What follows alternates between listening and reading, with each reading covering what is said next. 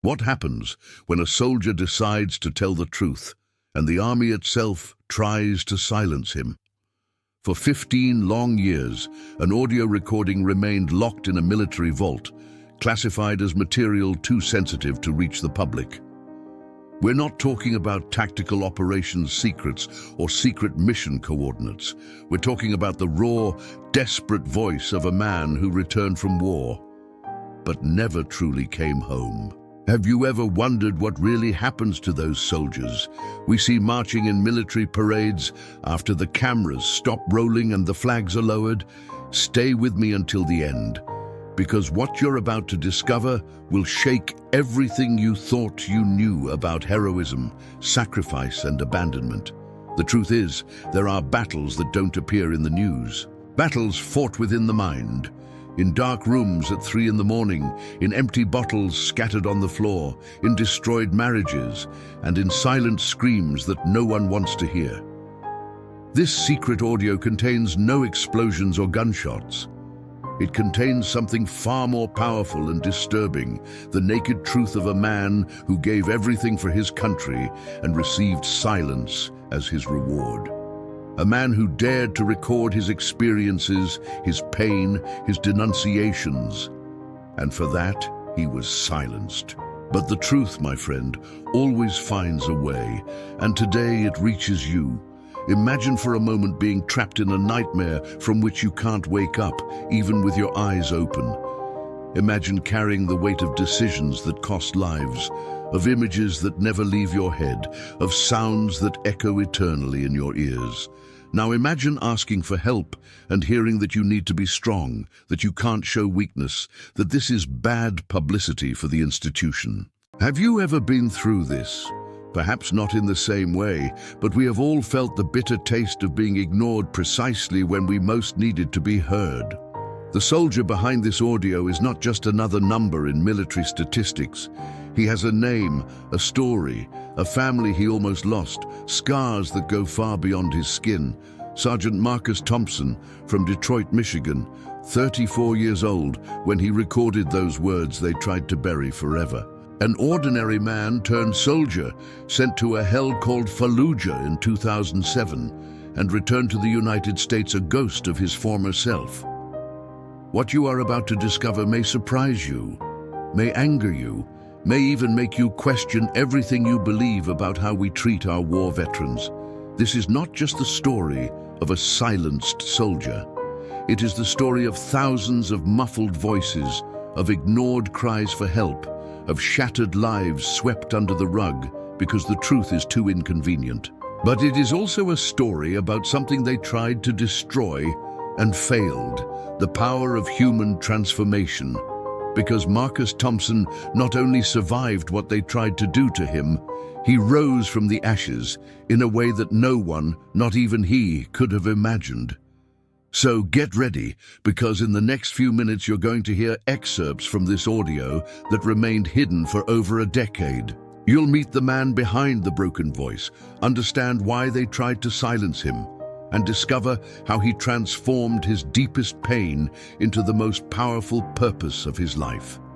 This is a journey from hell to redemption, from war to rebirth, from silence to the cry that echoed throughout a country. And this is where I need to pause with you, not to interrupt this journey, but to invite you to truly be a part of it. Because stories like Marcus Thompson's can't remain trapped in algorithms and cold numbers. They need to circulate. They need to touch hearts. They need to reach that person who, at this very moment, is fighting their own silent battle and feels alone in the world. If this topic resonates with you, if something tightened in your chest while you heard about this silent soldier, I want to ask you something simple but powerful. Leave a comment below about what has touched you the most so far. It can be a word, a phrase, or even your own story. Do you know any veterans? Have you ever felt silenced when you most needed to be heard? Share with us, because each comment below is not just a number, it's a voice joining other voices. It's a community forming around truth and transformation. Look, I know it sounds cliché to ask you to like the video and subscribe to the channel, but let me explain why it really matters. Your participation here is what makes this channel grow and reach more people with this type of content. With each like, you're telling the algorithm, this story deserves to be told. Each subscription is a vote of confidence that it's worthwhile to bring more narratives like this, stories that the world has tried to hide but desperately need to be heard. When you hit that little bell, you're ensuring you won't miss the next chapter, the next revelation, the next transformed life that deserves to be celebrated. This isn't just entertainment. It's a movement. It's a way of saying we're no longer going to accept real pain being swept under the rug. It's a way of honoring every Marcus Thompson out there, hoping someone will finally pay attention. So go ahead, leave your comment, your like, your subscription. You're not just consuming content, you're being part of something bigger. Now back to the story that brought us here. Because Marcus's journey is only beginning, and what happened after he recorded that audio will show you that even in the darkest moments, there's a spark of light waiting to ignite a complete transformation. Marcus Thompson wasn't born to be a war hero. He was born in a working-class neighborhood in Detroit, Michigan, where automobile factories were still the beating heart of the city, and dreams were measured in work shifts and bills paid at the end of the month. The son of a mechanic and a nurse, Marcus grew up with the simple values that shaped generations of Americans: hard work, loyalty to family, and love for country. He played basketball on the neighborhood field, helped his father in the garage on weekends, and dreamed, like so many boys his age, of doing something meaningful with his life. When he turned 18 in 2001, the world was still breathing the smoke of September 11th, and Marcus felt that visceral calling that many young people felt in those dark days. He wanted to serve. He wanted to protect. He wanted to be part of something bigger than himself. The Sergeant Marcus Thompson we know today was forged over 6 years of service in the United States Armed Forces. He wasn't exceptional in the cinematic sense of the word. He wasn't the strongest soldier, nor the fastest, nor the most decorated, but he was reliable. He was the kind of man his comrades wanted by their side when things got tough. He was the guy who remembered to call home, even when he was exhausted, who kept photos of his wife Sarah and their 2 young children in his helmet, who truly believed he was making a difference in the world. Marcus was the personification of the ordinary soldier, the one who rarely makes headlines, but who carries on his shoulders the real weight of every conflict, every political decision, every military strategy devised in air-conditioned rooms thousands of miles from the battlefield. In 2007, Marcus was on his 3rd tour in Iraq. Fallujah was a name that already carried too many ghosts, a city that had been the scene of some of the most intense and brutal fighting of the entire war. The mission was considered routine, at least according to the paperwork that reached command. A reconnaissance patrol in an area that had been pacified months before. Nothing special, nothing that justified concern beyond the norm. Marcus led a platoon of 12 men, and among them were some of his best friends in the army. There was Corporal Jenkins, a 22-year-old from Tennessee who played guitar and dreamed of opening a music store when he returned. There was Private Martinez from El Paso, Texas, father of a 3-year-old girl whose picture he showed to anyone who wanted to see it. And there was Sergeant Davis, a 41-year-old veteran who was a few months away from retiring and starting the civilian life he had planned during 2 decades of service. The explosion happened at 2:23 p.m. on a sweltering Tuesday in August. An improvised device buried under the dusty sand of a street they had crossed dozens of times before. The noise wasn't like in the movies. It was something that ripped the air from their lungs, that made the world lose its color for a few eternal seconds, that turned men into rag dolls hurled against walls and vehicles. Marcus was about 15 meters from the epicenter of the explosion, close enough to feel the heat wave pass through his body, far enough not to be torn apart by the metal shards that flew in all directions like a swarm of deadly wasps. When the dust began to settle and his ears stopped ringing enough to process sounds again, that's when the screams began. Jenkins was dead before Marcus even reached him. Martinez was dying from wounds that no amount of field medical training could stop. Davis had lost both legs and consciousness and would die before the evacuation helicopter could land. Marcus spent the next 47 minutes in a state he would later describe as being outside his own body. He applied tourniquets, shouted orders, coordinated the evacuation, held position under sporadic fire from snipers hidden in the surrounding buildings. He did everything a military leader is trained to do. But when they finally boarded the armored transport that would take them back to base, when silence replaced the chaos and the adrenaline began to give way to the stark reality of what had happened, something inside Marcus Thompson broke in a way that no doctor could diagnose on an X-ray. He lost 3 comrades that day, 3 men who had shared bad meals, terrible jokes, confessed fears in the wee hours when no one could sleep. 3 fathers, 3 sons, 3 husbands who would not return home. But Marcus lost something more. He lost the ability to believe that the world made sense. He lost the innocence of thinking that doing the right thing was enough. He lost that inner spark that allows us to wake up in the morning and think it's worth trying for another day. And the cruelest part? No one could see this loss. There was no blood, no visible injury, no medical reason to keep him out of combat. So, after a few weeks of mandatory rest and superficial psychological evaluations where he quickly learned what answers to give to be considered fit, Marcus returned to service, because that's what soldiers do, because weakness is not an option, because the mission always comes first. Now I want to delve even deeper into this subject, because this is where Marcus's story becomes the story of thousands, perhaps millions, of veterans around the world. The return home is sold as a moment of glory. In military propaganda, in recruitment campaigns, in politicians' speeches, the soldier returning from war is greeted with parades, waving flags, families crying with joy at airports. It's the image we all carry in our heads. It's the implicit promise that the sacrifice will be recognized, that the country that sent its sons to war will be there to welcome them with open arms when it's all over. Marcus Thompson returned to Detroit in March 2009.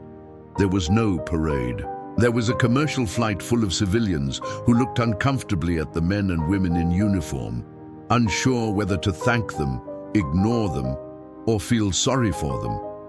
There was a military van that dropped him off in front of a house he barely recognized, because 2 years feel like an eternity when you're counting the days in combat zones. Sarah was waiting for him at the door. The woman he had left behind was a younger, optimistic version of herself, full of plans and shared dreams. The woman he found had lines of worry etched around her eyes, had single-handedly raised 2 young children, had learned to fix the leaky sink, to change the car tire, to make all the decisions on her own because there was no other option. And Marcus had learned to sleep with one eye open, to identify threats around every corner, to never fully relax because relaxing meant vulnerability, and vulnerability meant death. They embraced at that door like 2 strangers trying to remember who they used to be. And in the months that followed, it became painfully clear that the man who went to war was not the same man who returned. The nightmares began in the first week. Marcus would wake up at 3 in the morning, drenched in sweat, his heart pounding so hard he was sure Sarah could hear it across the room. He saw Jenkins. He always saw Jenkins, with that empty stare fixed on the unforgiving Fallujah sky. He saw Martinez's blood splattering across the sand like red paint on an endless canvas. He heard Davis's screams, those last seconds of consciousness, where a man realizes his life is slipping through his fingers and there's nothing, absolutely nothing that can be done. During the day, Marcus tried to be functional. He took the children to school, looked for work, pretended everything was fine. but any loud noise made him jump. Any car that sped by triggered all his combat instincts. Crowds were unbearable. Open spaces were potential firing ranges. His mind had been recalibrated for war, and there was no reset button to bring him back to civilian life. That's when alcohol entered the picture. First, just one beer at night to help him sleep, then two, then a bottle of whiskey that disappeared faster than it should have. Marcus wasn't stupid. He knew what was happening. He knew he was going down a dangerous slope. But alcohol was the only thing that silenced the screams inside his head, the only substance that put a layer of cotton wool between him and the memories that haunted him. Sarah tried to help. God knows she tried. She suggested therapy. Marcus refused because real men don't need therapy. She begged him to seek veterans' services. Marcus went once, sat in a waiting room for 3 hours, was seen for 5 minutes by a doctor who clearly had more cases than he could handle, received a prescription for antidepressants, and was sent away. The pills made him too zombie-like during the day and did nothing for the nightmares at night. So he stopped taking them and went back to the bottle. The marriage began to crack, not overnight, but in small fractures that accumulated day after day. Arguments about money, because Marcus couldn't hold down a job for more than a few weeks. Icy silences at breakfast, because there was nothing left to say. Doors slamming, harsh words spat out in moments of frustration, murmured apologies that sounded increasingly empty. The children tiptoed around their father as if he were a grenade with the pin pulled, ready to explode at any moment. Sarah slept on the couch 3 nights a week. Marcus drank alone in the basement, staring into space and wondering how his life had turned into this waking nightmare. And the cruelest part? He knew he was letting everyone down. He knew he was failing as a father, as a husband, as a man.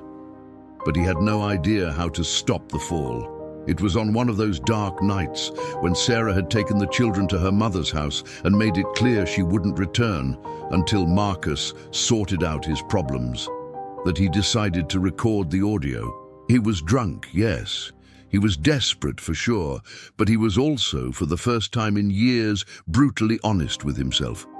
He picked up an old digital recorder he'd used on some documentation mission in Iraq, sat on the cold basement floor, and pressed the red button. And then he began to speak, unfiltered, without thinking about the consequences, without worrying about protocols or hierarchies or reputations. He simply let the truth out, raw and bloody like an open wound.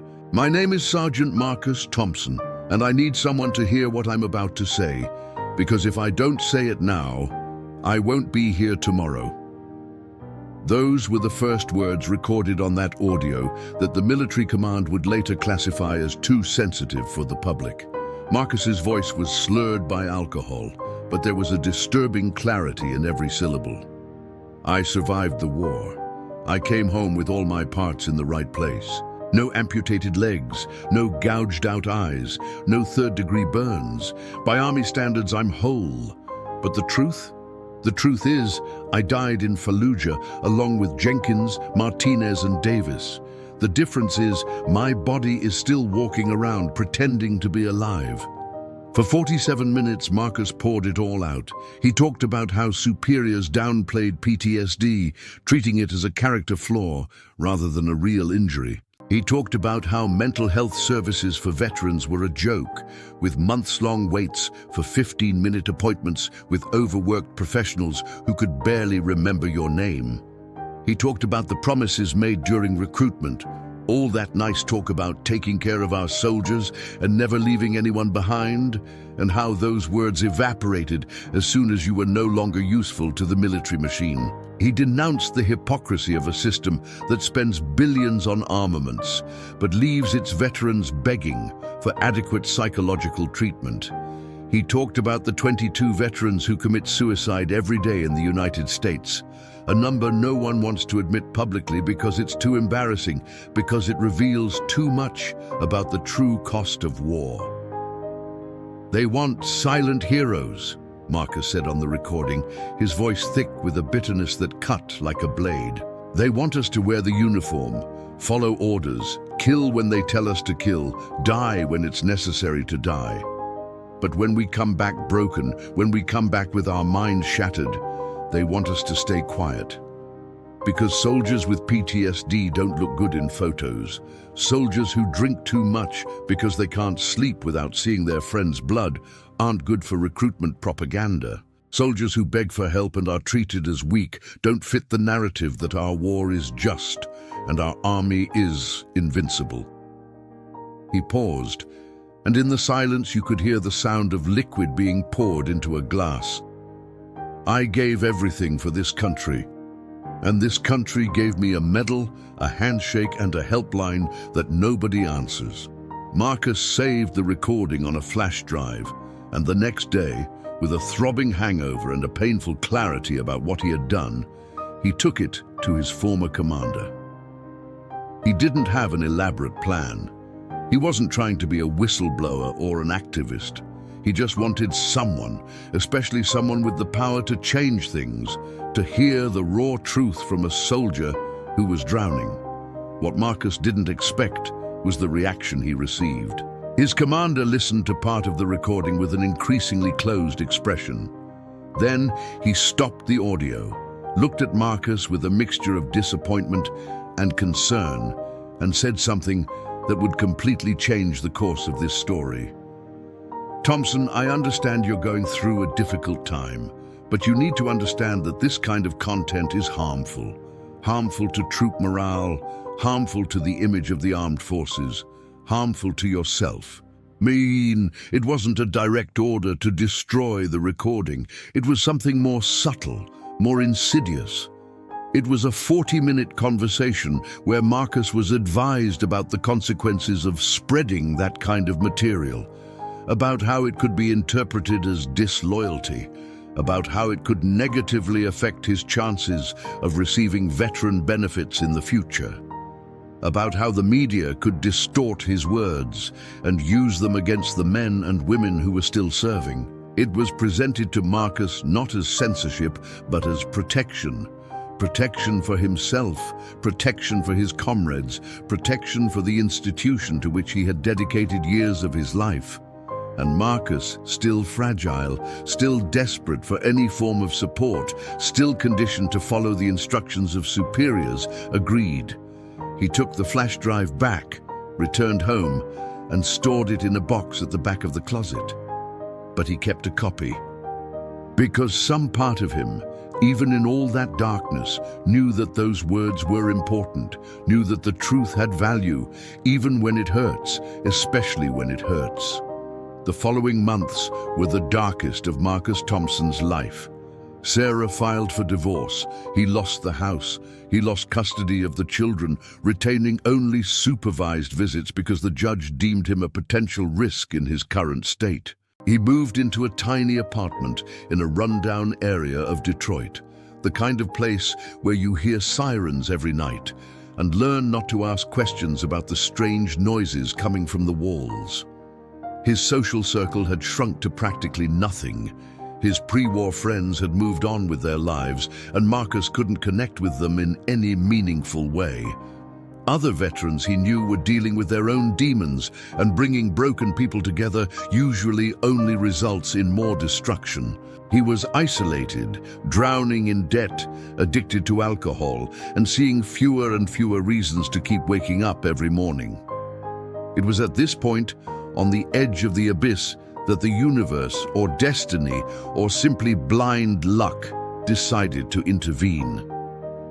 Marcus had started attending a local community center, not of his own volition, but because it was a requirement of the visitation agreement with his children. He needed to demonstrate that he was working on his rehabilitation. So twice a week, he dragged his body to a decrepit building where aimless veterans gathered to drink bad coffee. and pretend that group therapy was making any difference. It was there, on an ordinary Tuesday in March 2010, that Marcus met Dr. James Rivera. And this encounter, this unlikely connection between two men who carried their own war scars, was the turning point that no one could have foreseen. James Rivera didn't look like a psychologist. He looked like a veteran because he was. 46 years old, grey hair cut close to his skull, a scar that cut across his left eyebrow, and eyes that had seen too much to judge anything. He had served in Vietnam in the 70s, returned equally broken, fought his own battles with addiction and depression, and somehow managed not only to survive, but to transform himself. He had graduated in psychology at 38, specializing in combat trauma, and dedicated the last 15 years of his life to working with veterans whom the system had abandoned. James didn't work in clean hospitals and air-conditioned clinics. He worked in community centers, in shelters, on the streets if necessary. He went where the veterans were because he knew that most didn't have the energy or hope to seek help in conventional places. When James first saw Marcus, he didn't see a hopeless drunk. He saw himself 20 years earlier. He saw a man crying out for help, but who had forgotten how to form the words. He saw someone who still had a spark, buried beneath layers of pain and shame, but a spark nonetheless. So James did something no one had done for Marcus in a long time. He simply sat beside him and waited. He didn't force conversation. He didn't offer unsolicited advice. He didn't try to fix him with empty words of encouragement. He just stood there, present, another veteran who understood the weight of silence. And after 20 minutes of that shared silence, Marcus began to speak. And once he started, he couldn't stop. He told James everything: Fallujah, the nightmares, the alcohol, the broken marriage, the silenced recording. It all poured out like water from a broken dam. And James listened. He really listened. Not with the haste of a doctor who has other patients waiting. Not with the judgment of someone who thinks he knows all the answers. He listened with the patience of someone who had been in the same dark place and knew there were no shortcuts to the light. When Marcus finally finished, exhausted from talking so much, James said something so simple yet so powerful that those words would echo forever. Marcus, you're not broken. You're wounded, and wounds can heal if you let someone help you. Write in the comments, transformation is possible. If you're starting to feel that energy shift in Marcus's story, if you're realizing that even in the most desperate situations, there's always a possibility of rebirth. Marcus's story didn't end at that community center in Detroit. In fact, that was just the first day of a journey that would take years, but that would prove something many had given up believing: that real, profound, and lasting transformation is possible even after hell. James Rivera became not only Marcus's therapist, but his mentor, his guide through the dark labyrinth of trauma. They worked with EMDR therapy, a technique that helps reprocess traumatic memories so that they lose their paralyzing power over the present. Marcus began attending support groups composed exclusively of veterans, where he finally found people who didn't need explaining, who viscerally understood what it meant to carry the weight of war long after the gunshots stopped echoing. It was slow. It was painful. There were relapses. There were nights when Marcus returned to the bottle because the pain was too great. But for the first time in years, he wasn't alone in this struggle. And little by little, so gradually that he barely noticed, things began to change. The nightmares didn't disappear completely, but they became less frequent, less visceral. He learned grounding techniques that helped him when anxiety threatened to explode. He achieved 6 months of sobriety, then a year, then 2. He regained the right to see his children unsupervised. He began to rebuild, piece by piece, some version of a life worth living. And then, in 2013, Marcus did something that would change not only his own trajectory, but that of thousands of other veterans. He founded Voices Unsilenced. The idea was born from that recording that had been silenced years before. Marcus realized that his pain, his anger, his despair were not unique. They were symptoms of a systemic problem affecting countless veterans who returned home and discovered that the promises were empty, that the support was non-existent, that they were essentially alone in dealing with traumas that no human being should carry without help. So he decided to create what he himself desperately needed and couldn't find: a real, accessible support network, run by veterans for veterans, where no one would be judged, where no voice would be silenced, where uncomfortable truth would not only be tolerated, but celebrated as the first step towards healing. It started small: a simple website, a phone line that Marcus answered personally from his apartment. He finally decided to share that 2009 recording, not as an attack on the armed forces, but as an honest testimony of a soldier's experience that the system had failed him.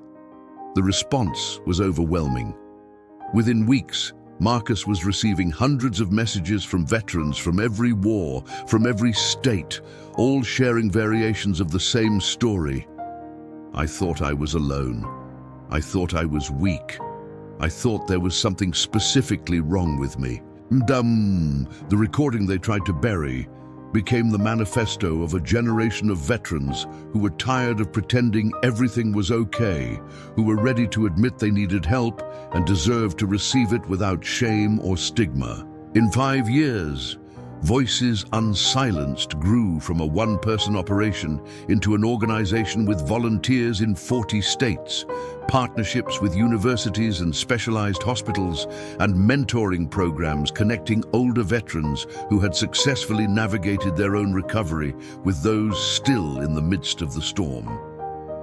Marcus secured funding to create 24/7 crisis hotlines, staffed by people who truly understood because they themselves had been on that same precipice.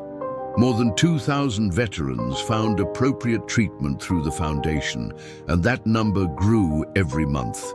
But the numbers, however impressive, were never really the point. The point was always that moment of connection, that instant when an isolated and desperate veteran realizes they are not alone, that their pain is valid, that transformation is possible. Today, Marcus Thompson travels the country sharing his story. He speaks at military bases, where young soldiers about to be deployed to conflict zones hear not only about glory and duty, but about the real costs of war and the resources that will be available when they return. He speaks at universities, educating future generations of psychologists, social workers, and mental health professionals about the specific needs of veterans with combat trauma. He speaks at VA hospitals, those same places that once failed him so spectacularly, now working as a consultant to improve the systems from within. And he speaks at community events, reminding civilians that veterans are not mythological heroes on pedestals, but complex human beings who deserve real support, not just empty thanks on Veterans Day. "My pain had a purpose," Marcus often says at the end of his lectures, and you can see the impact of those words on the faces of the audience. Because we all carry pain. Maybe not from the battlefield, maybe not from seeing friends die in explosions, but trauma is trauma.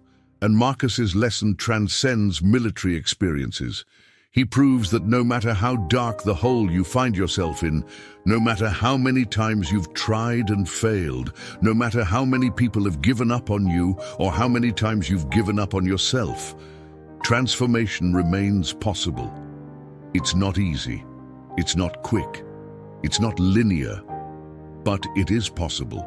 And sometimes, just knowing it's possible is enough to take that next step, and then the next, and then the next, until one day you look back and realize you've walked a distance that seemed impossible when you were at the starting point.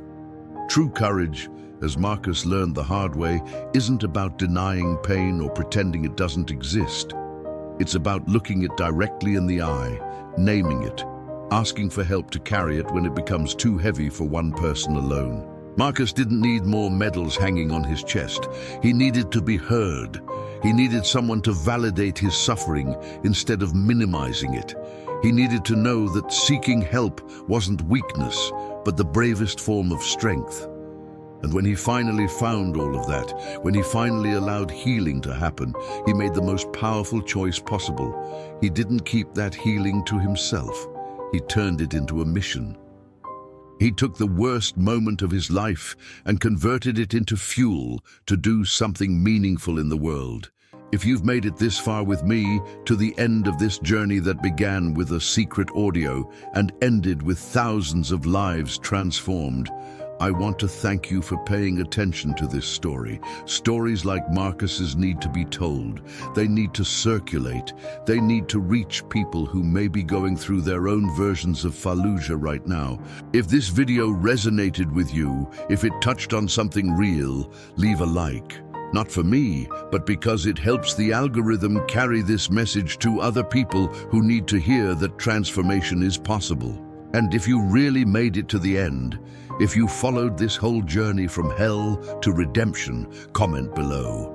I made it to the end because I want to know who are the people who are truly committed to this type of content, who value real stories of real lives, not just superficial entertainment. Subscribe to the channel because every week I bring you stories like this of people who hit rock bottom and found strengths they didn't even know existed within themselves. These are narratives of transformation, of overcoming adversity, of real human beings navigating the most difficult challenges and emerging on the other side not just as survivors, but transformed. And look, there's a video right here about a veteran who lost everything in combat and now helps others rebuild their lives, which perfectly complements this story. Click there and continue with me, because the journey doesn't have to end here.